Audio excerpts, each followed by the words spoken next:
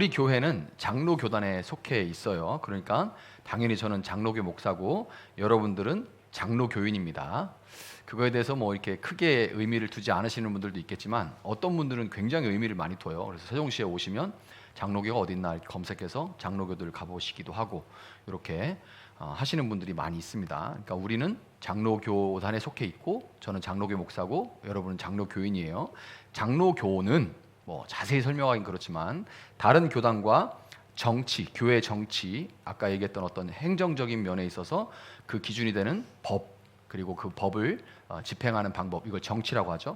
정치와 예배 모범이라고 부르는 그 예배의 순서 이런 것들이 다른 점들이 있습니다. 뭐 신조도 조금 다르고 다른데 이런 것들이 이제 좀 장로교하고 감리교 교회 가봤더니 다르더라 하는 것들을 여러분들도 경험이 있으면 느끼실 거예요. 그런데 그 중에서 가장 다른 것이 뭐냐면 대표적으로 이 장로교와 타 교단들이 교리가 달라요. 교리가 다른데 그 중에서도 구원에 관한 교리가 다릅니다. 구원에 관한 교리가 달라요. 자, 이제 구원에 관한 교리가 다르다 그러면 이제 조금 혼란스럽죠. 그러면 예수 믿으면 구원받는다 이런 근본적인 교리가 다르냐? 이 예수 믿으면 구원받습니다. 예수 믿으면 천국 갑니다. 이런 얘기가 다르다는 얘기가 아니라 그런 근본적인 부분이 다른 게 아니라 한번 구원받으면 그 구원은 취소될 수 있는가?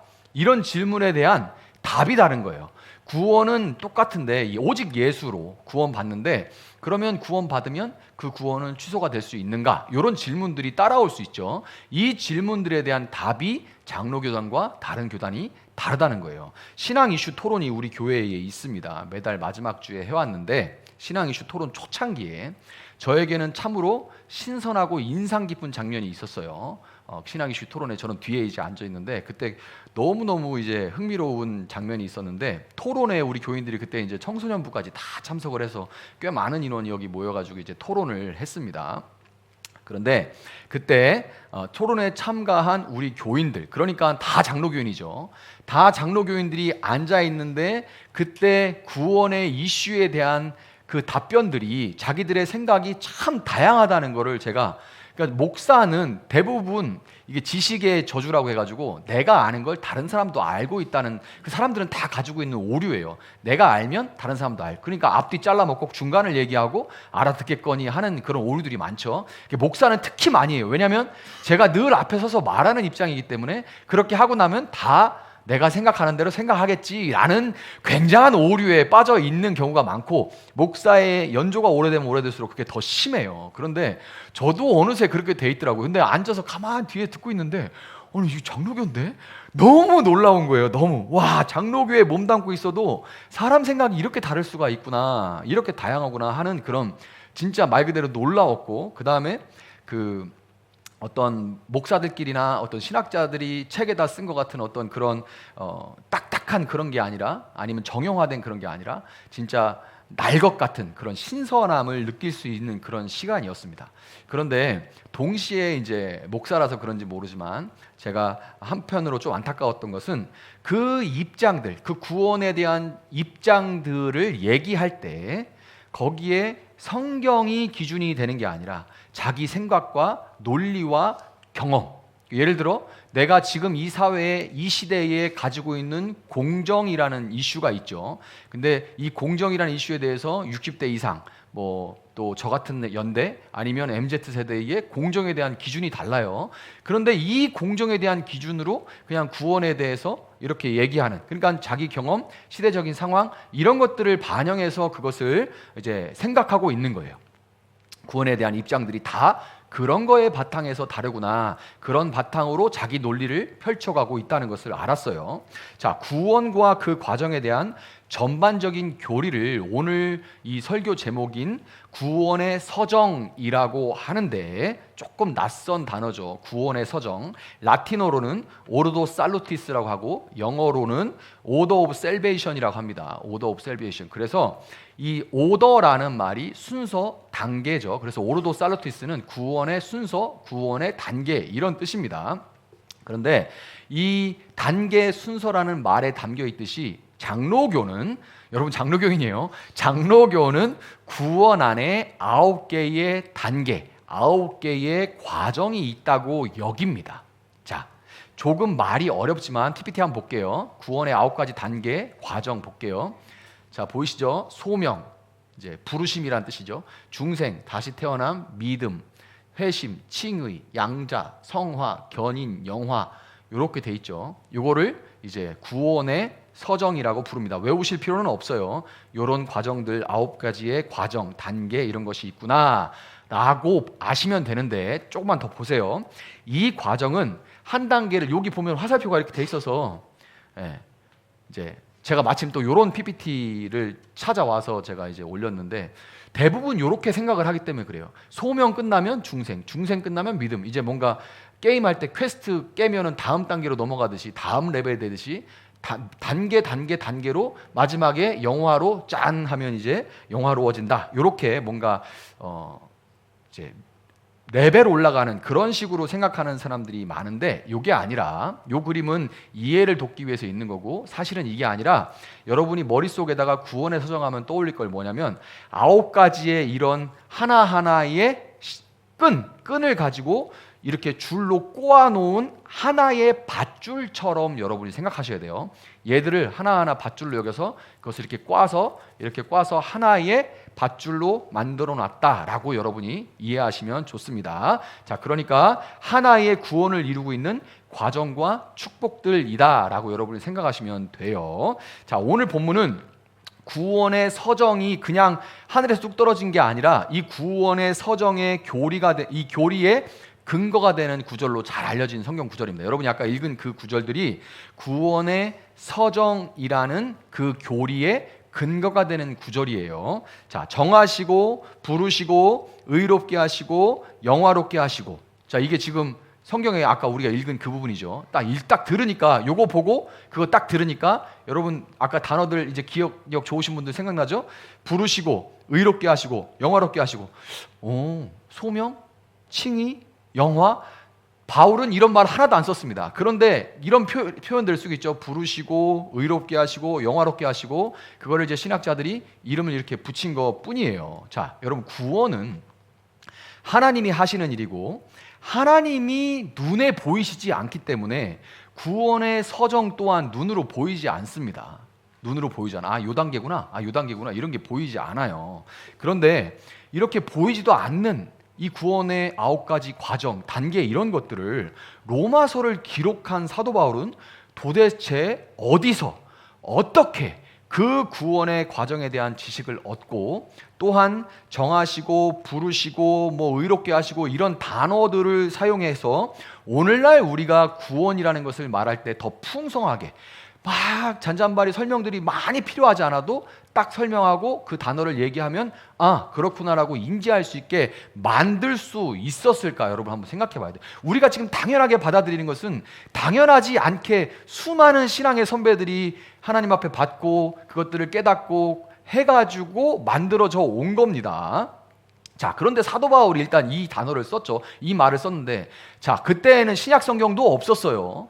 신약 성경에서 제일 많은 편지글을 쓴 게 사도 바울이죠. 13편인의 편지를 썼는데 신약 성경 27권 중에 13권이 사도 바울이 쓴 건데 그때 사도 바울이 활동하던 당시에는 신약 성경은 없었습니다. 구약밖에 없었어요. 그러면 사도 바울은 이런 구원의 단계, 과정 이런 것들을 어디서 배우고 알아서 이걸 지금 그 단어들로 바꿔 말해서 우리가 이런 거구나라고 더 풍성하게 알아들을 수 있게 했을까요? 그러니까 이 원천 자료를 도해서 어디서 가져왔을까요? 사도 바울은. 우리는 지금 당연하게 생각하는 이거를 어디에요? 당연히 신약 성경 없는 그 시절에 구약밖에 없죠. 그것도 구약에서 이스라엘 백성들의 시간 속으로 들어와서 공간 속에서 역사 속에 개입하신 하나님의 일하심을 통해서 사도 바울은 이것이 그것이구나, 이것이 그것이구나. 하나님은 이렇게 눈에 보이시지 않지만 눈에 보이시지 않기 때문에 시간과 공간 속에 한 민족을 택해서 꾸준하게 일하심으로써 이런 것이 나의 구원의 단계와 과정이란다라고 보여주신 거구나 라고 사도 바울이 캐치해서 그 표현을 정리해서 써서 지금 우리는 그걸 당연하게 받아들이고 있다는 거예요. 자, 그래서 우리가 사도 바울이 본 것처럼 다시 구약으로 좀 돌아가서 우리도 구원에 대해서, 특별히 여러분 장로교인으로서 좀 다시 이 구원의 풍성함, 서정을 통해서 좀 풍성함을 누릴 수 있기를 바랍니다. 자, 본문 30절은 그리하여 하나님께서는 이미 정하신 사람들을 부르시고, 이미 정하신 사람들을 부르시고 이렇게 되어 있습니다. 여기 이미 정하신 사람들이라는 말이 나오죠. 이게 영어로 predestined예요. 그래서 예정론, 이거 핫이슈죠. 관심 없는 사람들 있겠지만, 자, 이게 아주 예정론이 장로교, 특별히 합동측 칼빈주의 얘기하는 이 우리가 신앙의 가장 큰 어른을 이제 프랑스 또 스위스에서 활동했던 칼뱅이라고 두고 있는 장로교 합동측에서는 이 예정론을 강조하는데, 예정론 때문에 다른 교단하고 맨날 싸웁니다. 그리고 논쟁이 늘 일어요. 하여튼 우리 교단은 이것 때문에 시비를 많이 걸려요. 자, 프리데스틴드. 이 데스티니가 운명이란 뜻입니다. 미리 운명 지어진 이런 뜻이에요. 근데 당연히 그러면 반발심이 나죠. 인간은 반발하게 돼 있어요. 누구 맘대로 우리를 예정하는데 그럼 우린 다 운명 지어진 거냐? 그러면 누구는 하나님이 누굴 예정했는지 어떻게 아냐?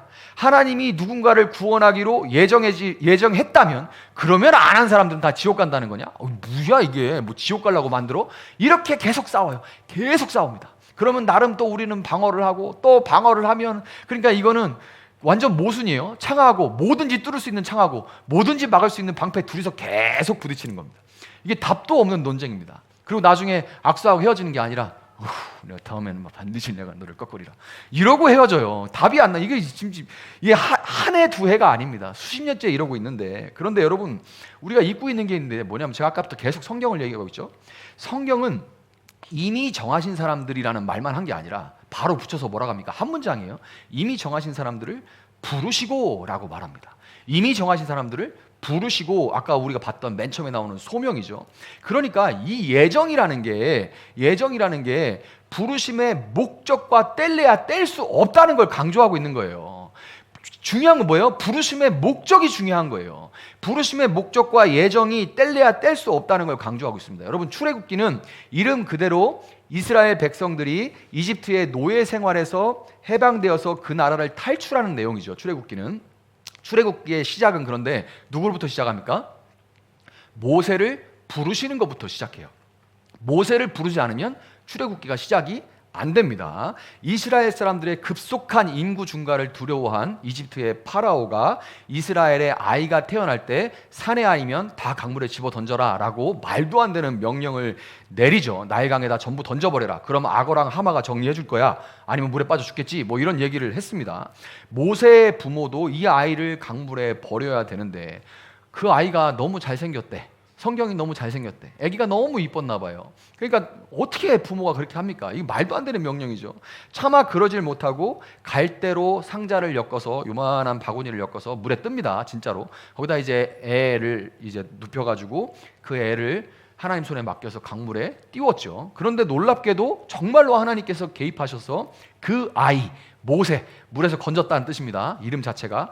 모세의 목숨을 하나님께서 살리셨을 뿐만 아니라 그가 공주의 아들로 자라도록 하셨습니다. 자, 그러니까 이 얘기, 딱딱한 부르심, 예정, 이런 말보다 역사 속의 시간과 공간 속에 실제 인물하게 일어난 일이에요. 사람이 알 수 없는 하나님의 미리 정하심, 모세 너를 미리 정한 예정이 나타나 있는, 그것을 우리가 볼 수 있는 장면이에요, 성경에서. 그런데 이것만 따로 있는 게 아니죠.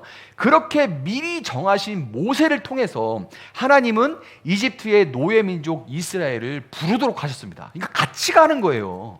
같이 가는 거예요. 미리 정하시고 부르신 거는 같이 가는 겁니다. 동일하게 이스라엘을 미리 정하셔서 모세를 통해서 부르신 것은 하나님의 백성인 그들을 통해 하나님을 알지 못하는 이스라엘 주변의 이방 민족들을 부르기 위함입니다. 나중에 이스라엘이 이걸 잘못 알아가지고 자기들만 선인이다 그래서 심판받았죠. 아니에요. 이스라엘을 부르신 거는 이방 민족이 하나님이 어떠하신 분을, 여호와 하나님이다. 그러면 그때 당시 우상이 막 수만 가지인데 여호와 하나 더 믿지 뭐, 이렇게 하는데 이스라엘 백성들이에게 법을 주시고 그 법에 순종할 때 복을 주시는 그 여호와 하나님, 이스라엘 하나님이 참신이다라는 걸 보고 이방 민족들이 하나님께 돌아오도록 이스라엘을 부르신 거예요. 자, 여러분 출애굽 이후로 수천 년의 시간이 흘렀지만 여러분과 저 역시도 그 부름받은 이스라엘을 통해서 부름받은 이방인들입니다. 우리도 미리 이스라엘을 예정하셔서 그들을 우리를 부르라고 부르신 그 하나님의 은혜에서 구원받은 이방인들이에요. 그렇기 때문에 우리는 역시나 예정된 사람들로서 우리 역시 예정된 사람들이죠. 우리도 성경이 침묵하고 있는, 성경이 말하는 데까지만 말하고 말하지 않는 데선 침묵하는 게 우리 개혁주의예요. 말하지 않는 데선 침묵하는 겁니다. 누가 예정됐냐? 왜 나만 예정하고 아무개는 안 했냐? 아니 내가 구원받은 거 너무 감사한데 우리는 맨날 싸우죠. 그러면 왜 이순신 장군은 구원 안 했는데? 그럼 또 밤새도록 싸웁니다. 그거 같다. 그러니까 인간은 타락한 호기심은 계속 그걸 넘어가길 원해요.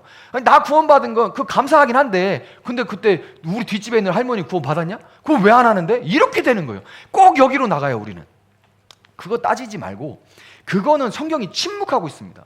침묵하고 있고 성경이 관심을 가지고 있는 게 뭐냐면 너를 불러, 너를 예정해서 너를 불러 어디로 보내시길 원하시는 하나님께 우리가 집중을 하고 있어요. 우리는 거기다 에너지를 누구 예정됐냐 안 됐냐가 아니라 성경이 분명하게 말하는 이 예정하신 그 뜻대로 부르심의 통로가 되는 그 삶을 살아가는 것에 집중해야 한다는 것을 여러분 기억하시기를 바랍니다. 자, 여러분 모세를 이스라엘 백성들에게 보내신 것처럼 하나님은 복음 전하는 자를 보내셔서 하나님의 백성들을 부르세요. 이거는 수천 년 전이나 지금이나 어떻게 보면 하나님이 굉장히 미련한 방법입니다. 굉장히 미련하게 하나님은 꾸준하게 세상이 아무리 바뀌어도 하나님은 계속 이 일을 통해서 일하고 계시는데 그런데도 복음을 들었다거나 교회의 예배당에 와서 앉아 있다고 해서 모두가 다 그 부르심에 믿음으로 응답하는 건 아닙니다. 여러분 이거 다 경험적으로 알고 있죠. 아무리 해도 들은 식도 안 하는 사람도 있고 진짜 무슨 그냥 툭 던졌는데 나도 가고 싶어 이러는 사람도 있습니다. 이게 진짜 모르죠. 그러니까 이 부르심에 반응하기 위해서는 반드시 하나님의 영이신 성령님이 듣는 사람의 마음을 흔들고 두드리셔야 되는데 이것을 신학적인 용어로 효과적인 부르심이라고 합니다. 그냥 무슨 부르심이요? 효과적인 부르심이라 그럽니다. 그런데 여러분 이 효과적인 부르심은 말 그대로 겁나게 효과적이에요. 정말이에요. 이 효과적인 부르심은 이름 정말 잘 붙였습니다. 굉장히 효과적입니다. 그래서 듣는 자로 하여금 반드시 부르심에 응답하도록 만드는 게 이 효과적인 부르심입니다. 그 모습이 역사 속에서 시공간 속에서 실제적으로 나타나는 장면이 바로 이집트에 나타난 10가지 재앙이에요. 몇 번을 제가 설교할 때 말씀드렸지만 이집트에 있던 10가지 재앙은 단순한 재해나 재난의 기록이 아니라 PPT 한번 볼게요. 하나님이 이집트 사람들이 숭배하는 신들을 박살내신 상징적인 사건입니다. 그냥 뭐 다 외우실 필요는 없고 저 나일강 하피신 있죠. 오시리스, 개구리, 헥트, 다섬과 풍요, 뭐 흙, 아코르, 땅의 신, 쇠동굴의 신 케프리 뭐 해서 다 이제 농사하고 번영 그리고 건강, 다산 이런 거하고 다 연결되어 있는 이집트의 대표적인 신들이 이 10가지 신입니다. 생명의 신도 있어요. 푸타라는 생명의 신이 10번째 신이고 또 태양신 나 가장 센 신이죠. 흑암으로 하나님께서 다 하나하나 이집트식의 사고방식, 이 신들은 이집트의 세계관이 그대로 담겨있고 그들의 신앙이 그대로 담겨있는 그들의 그 욕망이 그대로 투영되어 있는 그런 모습들의 신들입니다. 또 이렇게 생겨먹었어요? 이렇게 생겼는데 자, 그러니까 이집트에 내려진 이 신들은 하나님께서 하나하나 이 이집트의 신들을 박살내신 사건인데 이 풍요와 다산, 안정, 건강 등등 약 3,500년 전 이집트나 현재 대한민국 사람들이 숭배하는 것은 다 거기서 거기입니다. 다 거기서 거기예요. 차이가 있다면 그때는 이 신상이나 벽화에서 우리가 본 벽화처럼 벽화나 신상에서 그 신들을 볼 수가 있었다면 지금은 인스타나 페이스북에서 만날 수 있다는 것이 달라요. 지금 여러분 페이스북 키면 거기에 이 신들 그대로 나옵니다. 다 그럴듯하게 글을 쓰지만 거기엔 자랑하고 싶어. 내 돈을, 그 다음에 내 뭐 잘나감을, 이런 것들을 다 인스타하고 페이스북에서 다 자랑하고 있죠. 그렇게 거기서 내가 신들을 만날 수 있어요.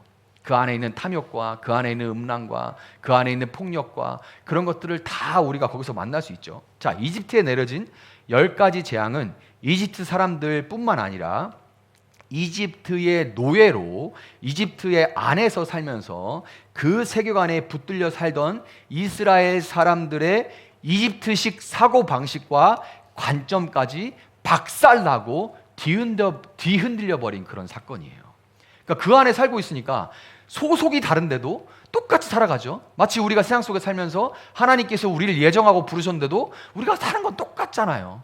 세상 속에 살아가는 똑같아요. 근데 이거를 막 뒤흔들어 버리는 거예요. 박살 내면서 뒤흔들어 버리는 겁니다. 그러니까 여러분, 성령님이 유효적인 효과적인 부르심이라고 했는데, 성령님이 부르시면 많은 경우에 우리 삶에서 추구하던 가치들, 자랑거리들이 송두리째 흔들려 버리는 일들이 벌어집니다.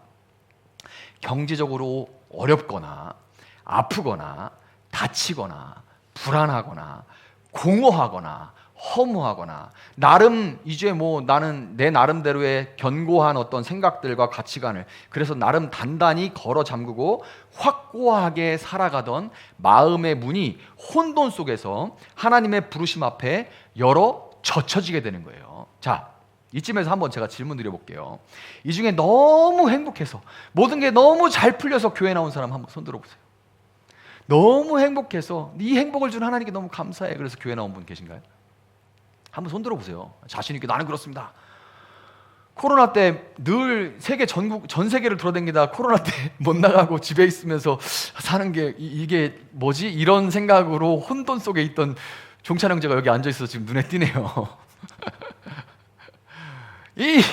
나 너무 모든 게 잘 나가. 나 세계 여행을 계획하고 이제 나가려고 그러는데 뭐야, 코로나 이거 뭐지?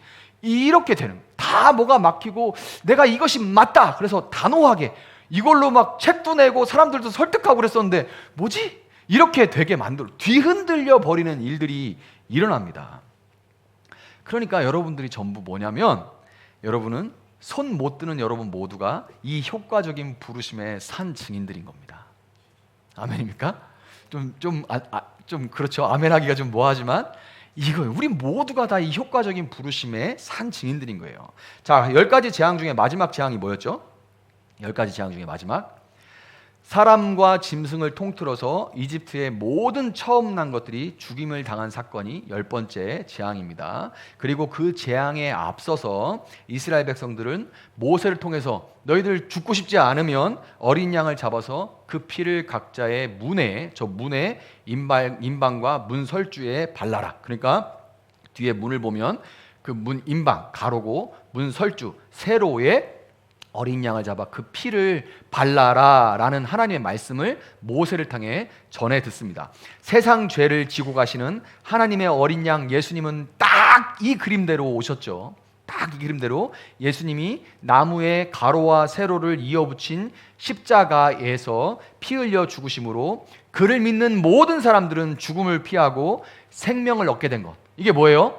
우리가 받아들인 그 참으로 기쁜 소식, 말 그대로 복음입니다. 효과적인 부르심으로 인해서 이스라엘 백성들은 그동안 그들을 지배하고 그들을 붙들고 있던 이집트의 신들을 다 버려버렸습니다. 효과적인 부르심으로 막 뒤흔들어 버리고 10가지 막 진짜 대단한 신들이 다 우르르 모아지고 내가 붙들고 살아가고 그 영향력 안에서 돈이 있으면 행복할 거야, 건강만 있으면 행복할 거야, 뭐만 있으면 행복할 거야, 뭐만 없으면 또 행복할 거야, 막 이러면서 계속 따라가고 있던 그런 것들이 우르르 다 무너지면서 그 신들을 버려버렸어요. 이 버려버리는 사건, 내가 원해서 했던 게 아니라 하나님이 효과적인 부르심으로 내 삶을 흔들어 그것들이 다 무의미하구나 라고 버려버리고 거기서 돌이키는 이 사건을 우리가 회심, 회개라고 부릅니다. 아까 여기 나왔었죠. 구원의 서정 가운데 있었습니다. 회개, 회심이라고 해요. 그리고 이 복음에 반응한 이스라엘 백성들의 집집 문들마다 어린 양의 피가 발라졌죠. 그러니까 어떻게 된 거예요? 복음을 받고 믿어서 어린 양의 피를 발라라 하는 그 말씀에 순종하는 거, 이걸 우리가 뭐라고 합니까? 신앙, 믿음, 신앙이라고 부릅니다. 10번째 재앙이 내리니까 이집트의 파라오는 마침내 무조건 항복을 선언하고 이스라엘 백성들을 제국에서 내보냈어요. 그런데 무조건 항복을 한 주제에 변덕스럽기가 이를 데가 없는 이 파라오가 전차 전병력을 이끌고서 뿌연 흙먼지를 일으키면서 이스라엘을 막 추격해 오죠. 무섭게 막 추격해 와서 이제 막 진짜 곧 잡힐 것 같아요. 곧 따라잡힐 것 같은 그런 급박한 상황에 이스라엘 백성들 앞에 펼쳐진 게 뭐였어요? 뒤에 막 전차가 막 흙먼지를 일으키면서 와요. 그 어마어마한 말하고 전차가 오면 땅이 막 두수두수 떨리잖아요. 그러니까 얘들은 걸어가고 애들도 딸려와서 걸어가는데 뒤에서는 막 흙먼지를 일으키면서 전차가 따라옵니다. 그런데 그 앞에 뭐가 펼쳐져요? 홍해가 펼쳐지죠. 홍해. 진짜 이 한자로 진퇴양난이라는 말이 이거보다 진퇴양난인 사건이 없습니다. 자, 죽을 것 같은, 진짜 죽을 것 같은 절박하고 긴박한 상황. 그런데 바다가 갈라졌고 이스라엘이 그때 바다 가운데 난 길을 건너자 물이 다시 합쳐져 버렸습니다. 바닷속에서 전차가 무슨 의미가 있어요? 다 합쳐져 버려서 끝나버렸죠. 이제 바다가 있어요. 바다가 갈라졌으니까 여기가 육지고 여기도 육지예요. 가운데 바다가 이렇게 물이 다 채워져 있죠. 바다가 갈라졌어요. 그 안으로 건넜습니다. 그리고 다시 물이 합쳐졌어요. 자, 그러니까 이제 바다 저편에서 이쪽으로는 올 수도 없고 다시 돌아갈 수도 없습니다. 여러분, 이 역사 속에서 일어난 일이 이제 그림으로 우리에게 다가오잖아요. 이런 일이 벌어진 거예요. 다시 거기서 건너올 수도 없고 우리가 다시 돌아갈 수도 없어요.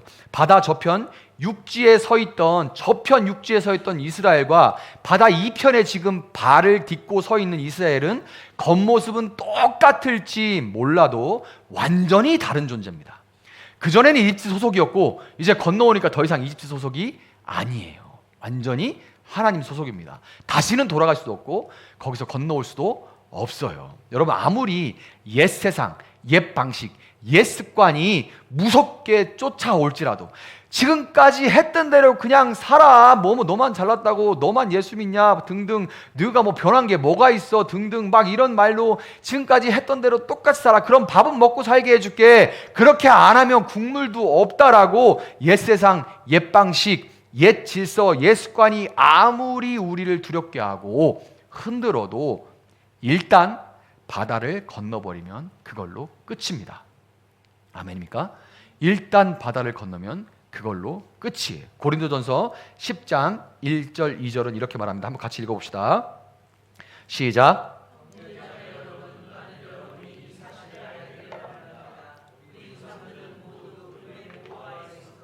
바다 가운데를 지나갔습니다.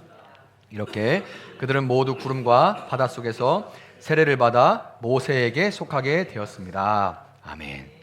자, 성경이 뭐라고 해요? 바다를 건넌 것, 이 바다는 홍해죠. 바다를 건넌 것이 이전에 나는 이집트에 속해서 노예로 살아가던 나는 물속에서 죽었고 물에서 걸어 나온 나는 새로운 나임을 상징하는 세례, 바다를 건넌 게 물속에서 세례를 받은 것이다 라고 제가 말했나요? 성경이 말을 하고 있습니다. 옛사람이 죽고 새 사람으로 다시 사는 것, 세례 받은 자로 사는 것, 이것을 중복할 중, 날생 해서 중생, 쉬운 말로 다시 난 생명이라고 부릅니다. 아멘입니까? 너무 멋있는 말이죠.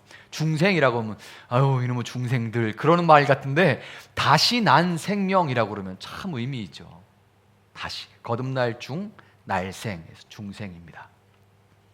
이스라엘이 홍해를 한 번 건넌 것 같이 중생, 이 구원받는 것은 단 한 번이고 바다를 건너 다시 돌아갈 수 없는 것처럼 한 번 구원받은 사람은 절대로 그 구원을 잃지 않습니다. 여러분이 장로교회 교리를 자랑스러워 하시길 바라요. 그리고 저는 이게 장로교 교리라고 생각하지 않고 제가 믿는 바로는 이게 성경이 가르치는 거라고 생각합니다.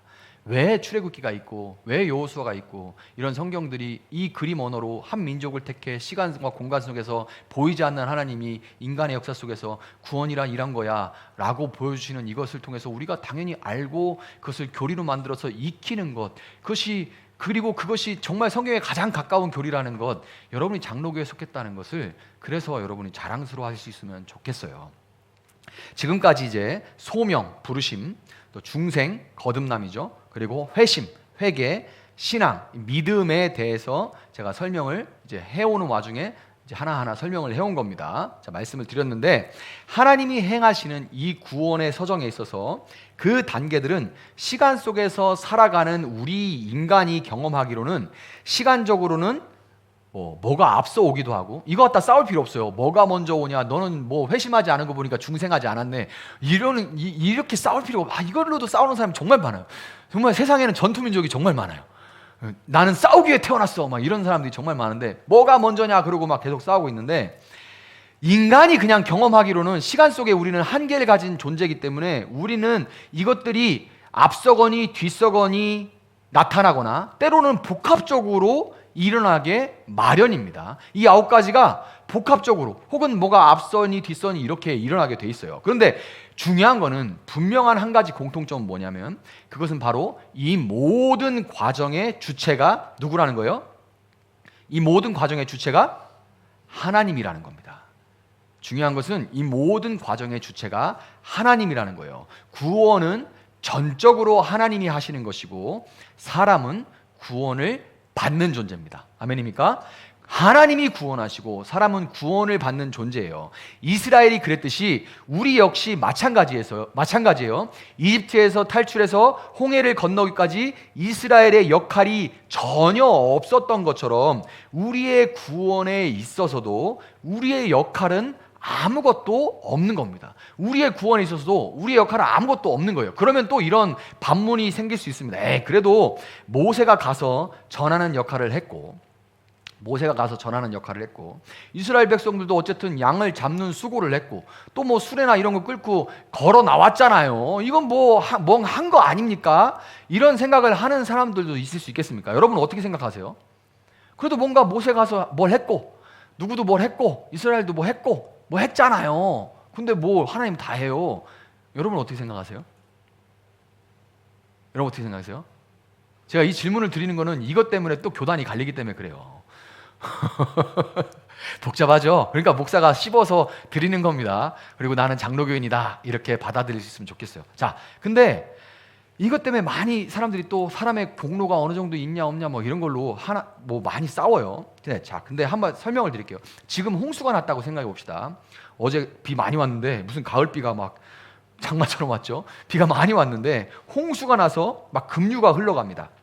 거기에 물에 빠져서 막 속절없이 떠내려가는 한 사람이 있는데 그 사람이 지금 물에서 막 머리만 들어갔다 나왔다 꼴딱꼴딱 막 하면서 떠내려가는데 누군가 그 사람을 보고 급하게 달려와서 급히 이제 줄이 달린 그 구명보트 있잖아요.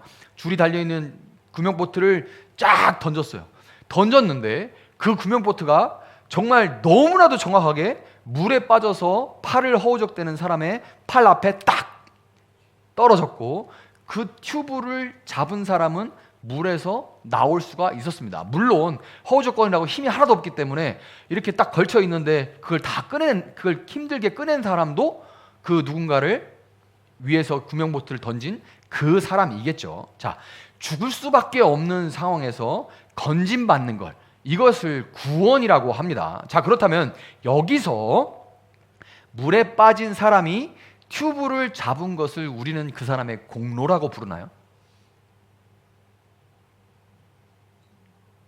어떻게 생각해요? 물에 빠진 사람이 그 튜브를 잡은 것을 우리는 공로라고 부르나요? 아니죠. 모든 비유는 완벽할 수는 없습니다. 모든 비유는 완벽할 수는 없는데 그렇지만 우리는 그것을 공로가 아니라 그저 반응했다 이렇게 부릅니다. 참 그 사람이 건진받을 만한 공로가 있네 라고 말하지 않고 반응했다 정도로 이야기를 합니다. 그리고 물에 빠져 죽게 생긴 입장에서 반응할 수밖에 없는 거죠. 하나님이 죄의 홍수에 빠져서 떠내려가는 우리를 먼저 보시고 우리가 그 사람을 보고 구해줘요 한 게 아니라 하나님이 떠내려가는 우리를 먼저 보시고 떠내려가는 우리의 이름을 애타게 부르시고 하나님이 우리에게 생명의 튜브를 던지시고 하나님이 우리로 반응해서 튜브를 잡게 하셔서 우리를 죽음에서 생명으로 옮겨주셨습니다. 하나님이 다 하셨기 때문에 전에 죄에 빠져서 세상의 풍조에 휩쓸려서 막 떠내려가던 우리는 이제 하나님 앞에서 죄가 없는 의인으로 인정, 이것을 하나님이 의롭다 불렀다라고 해서 부를 칭자를 써서 칭의, 의롭다고 부른다, 의롭다고 여긴다 해서 칭의라고 부르는 거예요. 하나님이 다 해놓으시고 건져놓은 다음에 이제 너는 죄의 홍수에서 내가 끈에 건져놨으니 너는 의롭다라고 건져주신 분이 칭의 하신 거예요. 또한 누구도 이 놀라운 사건에 대해서 더 이상 왈가왈부를 할 수가 없습니다. 왜냐하면 물속에 던져진 그 튜브가 바로 하나님의 아들 예수 그리스도의 생명이었기 때문이에요. 하나님은 아들의 생명을 던져서 우리를 건져내셨습니다. 우리 모두는 그 아들의 핏값으로 산 존재인 거고, 하나님이 아들을 던져서 우리를 건져내셔서 우리는 그 아들의 핏값으로 산 존재인 것이고, 그 아들의 핏값으로 인해서 전에 죄로 인해서 하나님과 원수되었던 우리는 이제 법적으로 하나님께 입양된 양자 양녀가 된 거예요. 그래서 아까 거기 나왔죠? 입양이라고 돼 있죠? 그 말이에요. 여러분이 이제 법적으로 예수 그리스도의 값주고 산, 법적으로 하나님의 아들과 딸이 된 겁니다. 사도 바울은 이스라엘의 역사에 담긴 출애굽기를 그렇게 보니까 와, 이게 그거구나, 이게 하나님의 놀라운 구원의 역사구나 라고 하는 이 풍성한 구원의 이야기에 감격하고 흥분해서 오늘 본문 33절에서 이렇게 부르짖는 거예요. 하나님께서 택하신 사람들을 누가 감히 고발하겠습니까? 의롭다 하신 분이 하나님이신데 누가 감히 고발하냐? 나를 의롭다 하신 분은 바로 하나님이다. 나는 예수를 물에 던져서 건져낸 예수 그 값만큼 가치가 있는 존재다라고 우리는 이야기할 수 있는 존재가 된 거예요.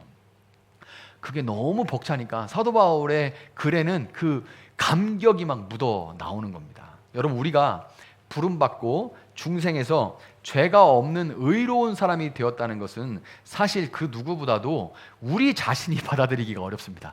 옆에 사람도 받아들이기 어렵겠지만 나도 받아들이기 참 어려워요.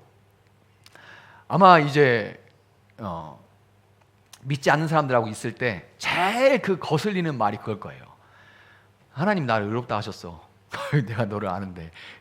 이렇게 그 사람에게는 참 부담스러워. 너 구원받은 사람이 어떻게 그렇게 살아? 너 구원받은 애 그거밖에 안 돼? 너 구원받은 애 달라진 게 뭐가 있어? 넌 구원받은 애 삶이 왜 그래? 라고 막 이렇게 얘기할 때 참 그 사람도 힘들고, 그러나 무엇보다도 힘든 거는 내가 그거를 받아들이기 힘들어요. 내가 얼마나 비겁하고 얼마나 이 속이 참 빠삭하고 거짓말을 얼마나 잘하고 내가 얼마나 속이 좁은데, 그런데 아닌 척하면서 위선을 정말 잘 떠는데 이런 내가 의롭다니. 또한 사탄 역시 우리 마음에 계속해서 참소하죠. 네가 의롭다고? 웃기고 있네. 진짜 처음에 예수 믿고 초창기에는 뒤에서 그 소리가 들리는 것 같았어요. 청년에 너무 감격스럽게 예수를 만났지만 내 귀에는 누가 계속 옆에서 웃기고 있네, 아이고 위선 떨고 있네, 이런 말이 계속 쟁쟁거리는 것 같았어요. 왜냐하면 너무 막 나는 여전히 그런 것 같으니까. 그래서 너무 그 참소가 바로 누가 옆에서 얘기하는 것처럼 네가 의롭다고? 웃기고 있네. 그냥 살던 대로 살아. 하던 대로 해. 하던 대로. 되지도 않는 거 하지 말고 하던 대로 살아. 그렇지만 이 구원에 우리의 공로가 없기 때문에 그 어떤 존재도, 심지어 우리 자신조차도 이 구원을 우리 마음대로 흔들 수 없다는 것을 여러분 믿으시기 바랍니다. 우리 자신도 내가 아무리 그렇지 않은 것 같아도 내가 거기에 뭘 했으면 할 말이 있을 텐데, 내 공로가 1도 없기 때문에 나 자신조차도 하나님이 행하신 이 놀라운 구원을 흔들 수 없다는 것을 여러분 믿으시고, 구원이 그냥 건조한 이론, 아까 도표로 만들어 놓은 것처럼 그냥 시험 보듯이 이거 다음 이거 이렇게 딱딱 구원의 서정에는 이것이 있습니다. 그거는 여러분이 신대원과 신학교 시험을 보게 되면 외우시고, 그거 아니고 일상생활 할 때는 그냥 건조한 구원 그냥 단어에 그치는, 이론에 그치는 것이 아니라 사도 바울이 이 감격하는 것과 같이 구원의 서정에 담겨 있는 이 풍성함, 이 축복을 여러분 누릴 수 있기를 예수님의 이름으로 축복합니다. 말씀을 맺도록 하겠습니다. 출애굽기 15장에서 홍해를 건넌 이스라엘은 미리암이 두드리는 속옷 소리에 맞춰서 함께 춤을 추고 찬양하면서 하나님의 위대하심을 찬양합니다. 아마도 우리가 좀 이따 이제 같이 부를, 그 기쁨과 감사로 부를 그 찬양을 부르지 않았을까라고 생각을 합니다. 그런데 이 찬양의 여운이 메아리가 다 가시기도 전에 광야의 여정은 시작됐고, 동시에 성화의 여정 또한 시작됩니다. 성화의 여정 또한 시작돼요. 여러분, 성화, 거룩하게 되는 것, 이게 정말 가능할까요? 이것도 아주 신앙의 이슈죠. 정말 가능할까요? 다음 주에는 교회의 숱한 부끄러운 소식 앞에 공허한 울림처럼, 무슨 구호처럼 성화 얘기하는데, 그건 너무 그냥 구호에 그쳐지는, 아무도 될 수 있다, 아무도 되는 거다, 아무도 의미 있다라고 여기지 않는, 무슨 진짜 아무 의미 없는 캠페인처럼 돼버린 이 성화라는 말, 또 함께 견인이라는, 아까 구원의 서정의 뒷부분을 차지하고 있는 성화와 견인, 그리고 마지막으로 영화에 대해서 다음 주에 살펴보도록 하겠습니다. 우리 시간에는 함께 이 홍해를 건넌 이스라엘이 불렀을 만한 그 찬양, 같이 찬양하면서 찬양하고 잠시 기도하는 시간 갖도록 하겠습니다.